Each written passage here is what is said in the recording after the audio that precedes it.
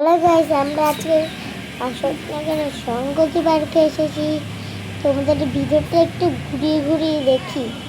কিন্তু এখানে বাচ্চাদের চড়ার রাইডও আছে, মিকি মাউস আছে, তারপরে টিকিট কাটার তারপরে আর নেই টিকিট কাটা। এখানে তো না গাছও আছে, এখানে খুলতে টিকিট ভিতরে ঢুকতে গেলে।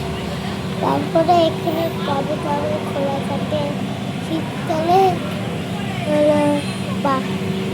আরে গাইস, এই সংগতি পার্কটা সোমবারই বন্ধ থাকে, কিন্তু এখানে তারপরে অনেক রাইড আছে। দেখো গাইস, আমরা চলে এসেছি।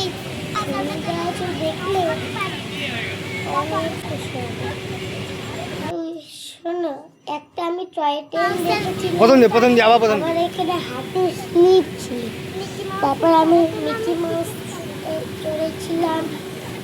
ওই টয় ট্রেনটা কিন্তু খারাপ ছিল, সবাই উঠতে পারতো সবাই, কিন্তু যেদিন আমি গেছিলাম তো সেদিন সেদিন মানে অনেক অনেক খুশি হয়েছিলাম, অনেক খুশি হয়েছিলাম। আমি অনেকদিন আগে গেছিলাম তো, এবার এইখানে একটা পাহাড় ছিল, সেটা সেটা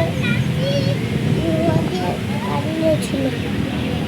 ওইখানে ফুল গাছ, দেখো কত ফুল গাছ, কত দেখো সব ফুল গাছ, দেখো কত ফুল গাছ। একটা বাবুই পাখির বাসা। এইখান থেকে আগে অনেকদিন আগে, মানে আমার মা ছোট্ট ছিল তো, তখন এখান থেকে জল পড়তো।